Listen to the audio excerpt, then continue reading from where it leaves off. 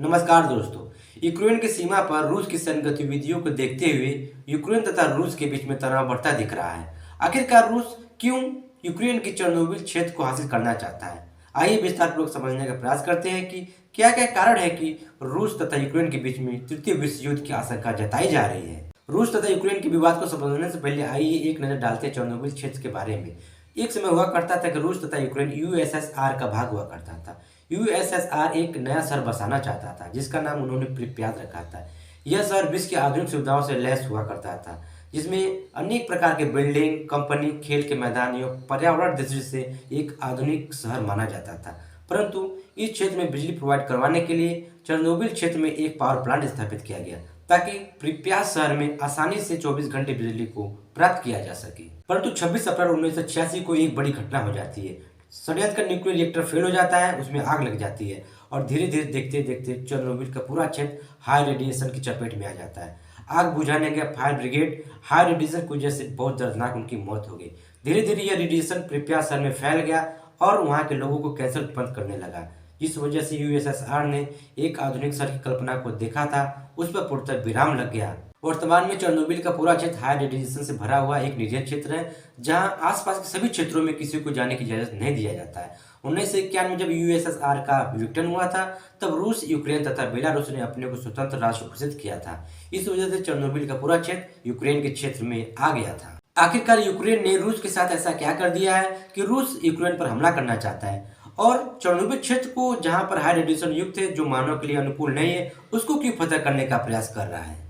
Ukraine NATO का सदस्य देश बनना चाहता है। अमेरिका भी चाहता है कि यूक्रेन नाटो का सदस्य देश बन जाए, परंतु रूस ऐसा नहीं चाहता है। रूस ने लीगल अथॉरिटी भी मांगी है यूक्रेन से कि वह नाटो का सदस्य न बने, परंतु इसकी इस प्रस्ताव को नाटो तथा यूक्रेन ने ठुकरा दिया, जिसकी वजह से गतिरोध और बढ़ता दिख रहा है। इसके अलावा रूस की नई गैस पाइपलाइन परियोजना के तहत रूस चाहता है कि उसका विस्तार ईयू से लेकर ब्रिटेन, जर्मनी, फ्रांस तक हो जाए। इसके अलावा क्रीमिया एक भाग हुआ करता था यूक्रेन का, जिसे सन 2014 में रूस ने हमला करके अपने देश में मिला लिया। इस वजह से रूस और यूक्रेन के बीच में गतिरोध दिन पर दिन लगातार बढ़ता दिख रहा है। चेरनोबिल की फतह करने का मुख्य कारण है कि वह बेलारूस के काफी पास पड़ता है। बेलारूस एक रूस समर्थक राष्ट्र है, जिसकी वजह से बेलारूस खुलकर रूस का समर्थन करेगा। इसके अलावा बात किया जाए चेरनोबिल का, तो एक निर्जन क्षेत्र है जहां पर यूक्रेन की कोई भी आर्मी तैनात नहीं रहती है। इसके अलावा यह भी देखने योग्य बात है, सबसे महत्वपूर्ण बात यह है कि जो यूक्रेन की राजधानी कीव है, वह चेरनोबिल के काफी पास पड़ती है। अगर आप इतिहास उठाकर देखेंगे, आधुनिक इतिहास, चाहे मध्यकाल इतिहास, चाहे प्राचीन काल इतिहास की बात करेंगे, जितने भी राजा हुए हैं, किसी भी राज्य को हड़पने के लिए उसके राजधानी पर कब्जा करते हैं, उसके बाद स्वतः ही संपूर्ण राज्य मिल जाता है। रूस भी इसी तकनीकी का सामना कर रहा है। वैसे तो यूक्रेन के मामले में रूस बहुत आगे है, चाहे वेपन्स का मामला हो, चाहे परमाणु हथियार का मामला हो, चाहे परमाणु बम का मामला हो, चाहे अत्याधुनिक सैनिकों का मामला हो, रूस यूक्रेन से कई गुना आगे है। यूक्रेन को भी कम नहीं समझना चाहिए। यूक्रेन चाहे तो चेरनोबिल के क्षेत्र में हाई रेडिएशन उत्पन्न करके रूस के सैनिकों को स्वतः मार सकता है।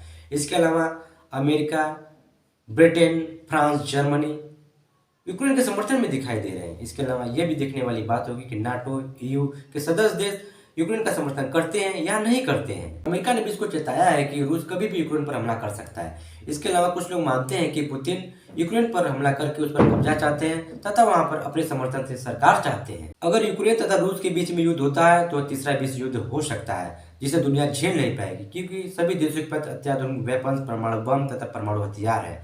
इसके अलावा रेडियो एक्टिव गैस भी है, जिसकी वजह से मानव जाति की अस्तित्व ही खतरे में पड़ जाएगी। इससे कोई भी देश बच नहीं पाएगा। इस वजह से इस गतिरोध को शांतिपूर्वक तरीके से हल करना चाहिए। अगर आपको ये वीडियो अच्छा लगा हो तो इसको लाइक, शेयर एंड कमेंट करें।